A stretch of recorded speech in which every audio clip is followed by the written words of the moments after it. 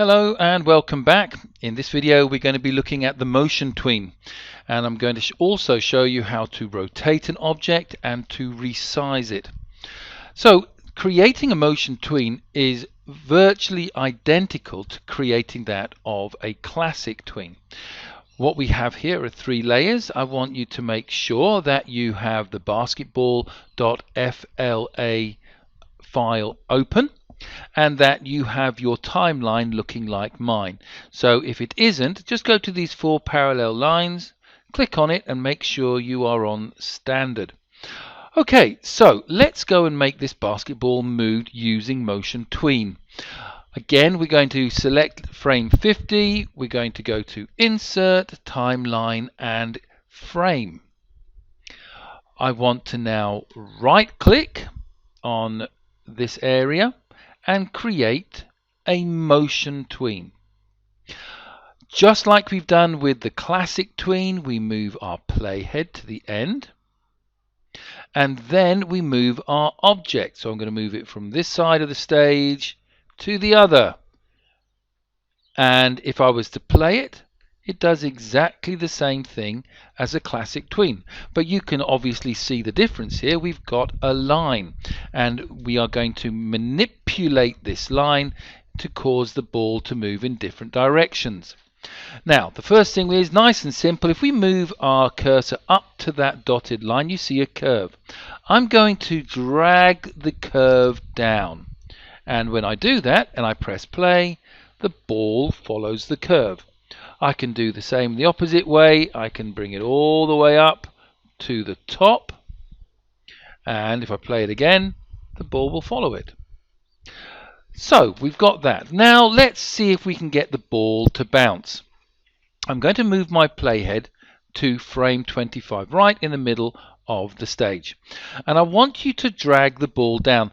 Please don't drag it down with this dot. Just find a place along the ball where you can hold your left finger down and drag down. Okay, and we've got a very strong V shape, and you can see that another keyframe has been made because we've had a major change in the animation.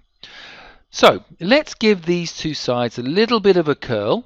So we're bringing it up here and we're going to push that out just a little bit, and let's do the same this side as well. Just push it out a bit. Right, now let's go and give that a play and see what that looks like. Okay, so we've got a nice bounce going on there. To add a bit more realism, we'll get the ball to rotate. Now I want you to click anywhere on the motion tween itself, and up will come rotate. First of all, I want you to make sure you've got counterclockwise selected, and I'm going to put in 3 rotations. Okay, so let's see what that looks like. So play. Good. We've got our ball moving and rotating. Now another thing that we can do is give the impression if the ball is bouncing towards us or if it's bouncing further away. If we want to give the impression that the ball is bouncing further away, I want you to select the ball so you have this frame around it, and I want you to make sure that the padlock is locked, and I want you to put your cursor just under the 100 and drag to the left and bring it down to say around about 50. Okay, let's see what that looks like when we play it. And we see that it's going further away. We can obviously do the opposite. So what we have here is if we select our object, we have height, it was at 50. Let's go and bring that up to 200. So it's so it's close up there, or around about 200. Okay, let's see what that looks like.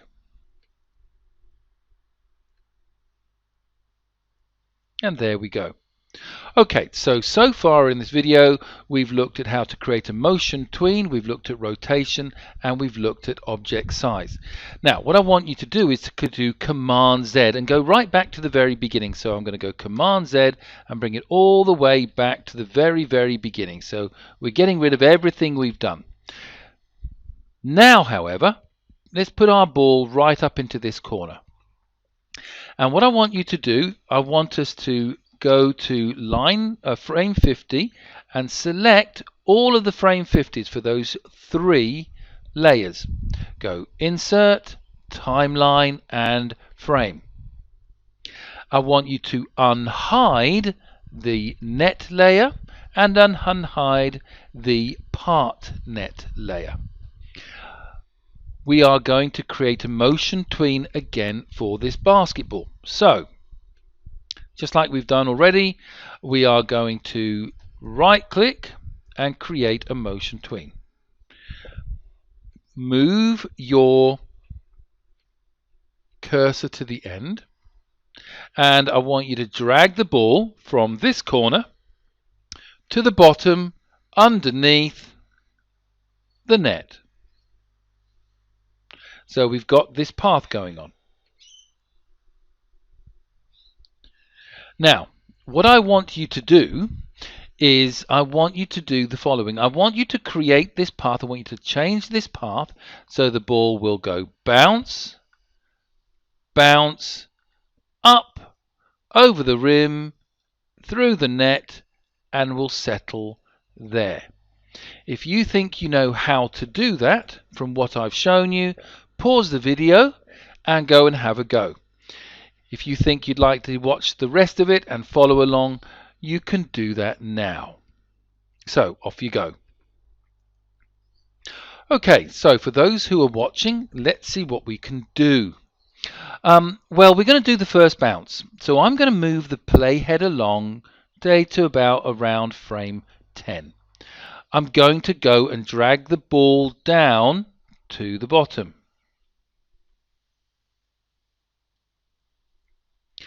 I'm going to drag my playhead to say 20, and I'm going to drag the ball back up, say, to here.